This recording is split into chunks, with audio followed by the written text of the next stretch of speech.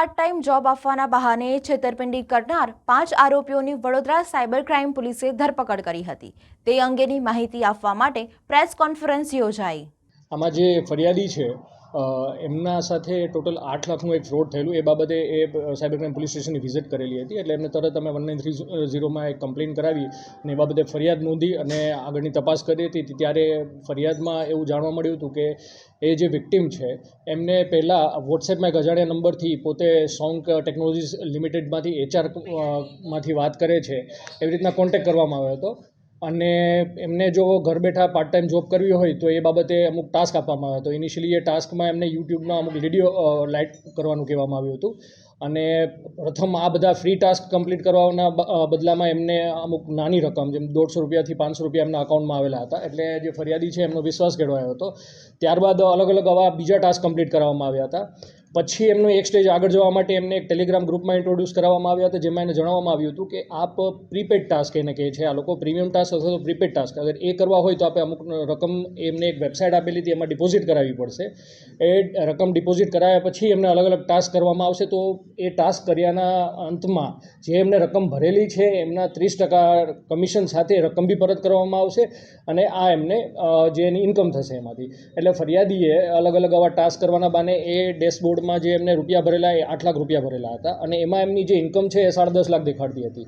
તો એ task complete કર્યાના અંતે જ્યારે પૈસા વિડ્રો કરવા જાય છે તો એ પૈસા કોઈ વિડ્રો નથી થતા અને એકના બીજા કોઈ બહાના દેવામાં આવે છે કે આપણે ઇન્કમ ટેક્સના પૈસા ભરવા પડશે યા તો આ ટેકનિકલ ગ્લિચ છે કરવા માટે બીજા પૈસા ભરવા મળશે।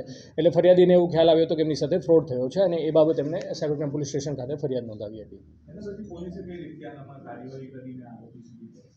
આમાં અમારી પાસે જે પ્રાઇમરી ઇન્ફોર્મેશન હતી કે જે એક અજાણ્યો એક વોટ્સએપ નંબર છે જેનાથી કોન્ટેક્ટ કરવામાં આવ્યો હતો અને અમુક ટેલિગ્રામ આઈડી છે જેમાં વિક્ટિમને એડ કરવામાં આવ્યા હતા અને ત્યારબાદ જે વિક્ટિમે પૈસા ભરેલા છે એમને 8 રાજ્યોના અલગ અલગ 10થી વધારે અકાઉન્ટમાં એમને પૈસા ભરેલા છે।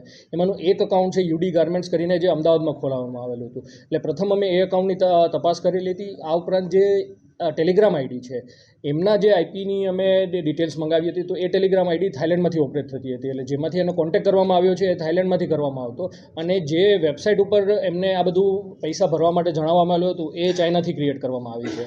એટલે ફર્સ્ટ અમે આ અકાઉન્ટની તપાસ કરી યુડી ગાર્મેન્ટ્સ તો એમના જે અકાઉન્ટ હોલ્ડર છે જે અમારા એક આરોપી છે જેમને પકડેલા છે ઉત્પલ દોલાઈની અમે ધરપકડ કરી હતી। એની તપાસમાં એવું જાણવામાં આવ્યું કે એમને આ અકાઉન્ટ છે આગળ દીપેશ પટેલ નામની વ્યક્તિને આપેલી હતી અને એમને એ લાલચ આપવામાં આવી હતી કે એ આખા અકાઉન્ટમાં જેટલું ટર્નઓવર થાય એના 1% લેખે રૂપિયા એમને મળશે। એટલે આ અકાઉન્ટમાં 3 દિવસમાં 1.85 કરોડના ટ્રાન્ઝેક્શન થયા હતા અને એનસીસીઆરપી પોર્ટલમાં આ અકાઉન્ટની વિરુદ્ધમાં 13 રાજ્યોમાં 43થી વધારે એપ્લિકેશન થયેલી છે ફ્રોડની।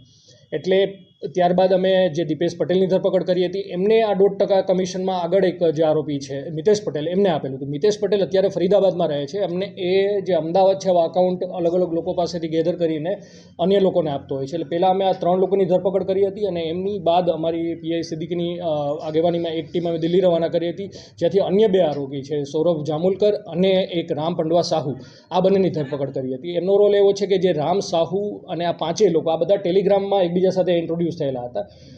અત્યાર સુધીની તપાસમાં એ આવ્યું છે કે ચાઇનીઝ લોકો ટેલિગ્રામમાં અલગ અલગ ગ્રુપ ક્રિએટ કરે છે જેમાં આવા લોકોને શોધતા હોય છે કે જે એમને અકાઉન્ટ આપી શકે અને એને 5 થી 7% સુધી કમિશનની લાલચ આપવામાં આવે છે।